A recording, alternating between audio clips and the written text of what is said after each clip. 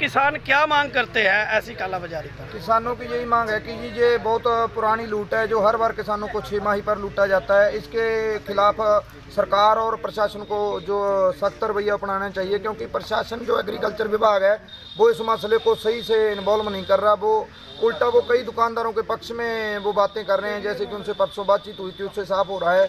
उल्टा किसानों से एफिडेविट ले रहे हैं। हमने उनको कहा था, किसानों की मांग है कि किसानों का जो पंजीकरण है, जो आगे का पंजीकरण होगा उसके आधार पर डीएपी दी जाए।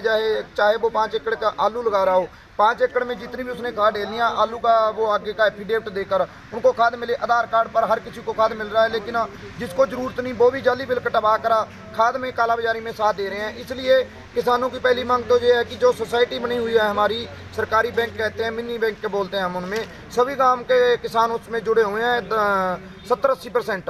उन सभी किसानों को पहला बात तो ये है कि सोसाइटियों में खाद मिलेगी। दूसरा, जिन किसानों को सोसाइटी में खाद नहीं मिलती उनको दुकानदारों से प्रशासन अपनी जिम्मेदारी पर दिलाए। ये ना हो कि एडीओ साहब फोन करके या कोई एडीओ या कोई भी अधिकारी फोन करके उस फर्म से सीधा किसान को खाद दिला दे और बाद में बोले कि मुझे नहीं पता कितनी खाद आई है, कितना स्टॉक है, कितना ये है। हर बार ऐसे ही होता है। प्रशासन को पूरा सख्ती से इस जो कालाबाजारी के खिलाफ फैसला लेना चाहिए ताकि आगे से किसानों को ना लूटा जाए।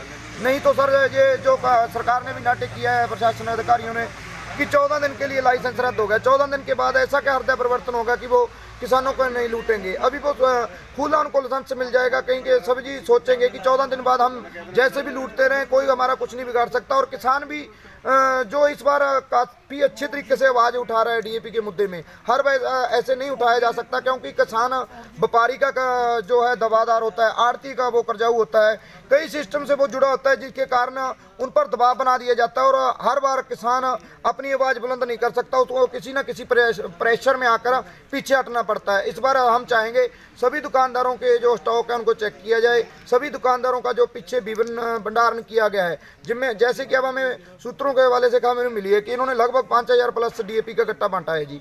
उनका पूरा रिकॉर्ड चेक किया जाए, पीछे किनको किनको दिया है। ये 500 का जो जाली बिल कटे हुए हैं, जैसे कई बिल देखे हैं किसी गांव में, उनके किसी के पिता का नाम कुछ और लिखा हुआ है, किसी के पिता का नाम कुछ और लिखा हुआ है, और किसानों के एफिडेविट वो अधिकारी ले रहे हैं। उस आधार पे हमें पूरी शक है कि जो जानकारी जो जांच हो रही है ये पूर्ण तरीके से नहीं हो रही। सख्त कार्रवाई की मांग करते हैं। ठीक है सर, किसानों के द्वारा आज कुछ समस्याएं रखी गई हैं, उस पर क्या कुछ पुलिस की कार्रवाई की जाएगी सर? किसानों ने एक एप्लीकेशन आके दी है कि जो खाद का वितरण है वो सही तरीके से नहीं हो पा रहा है, और उसमें धांधली या जो भी है, जो सरकार के नॉर्म्स है उसके अनुसार जो सही जो है वो वितरित नहीं की जा रही।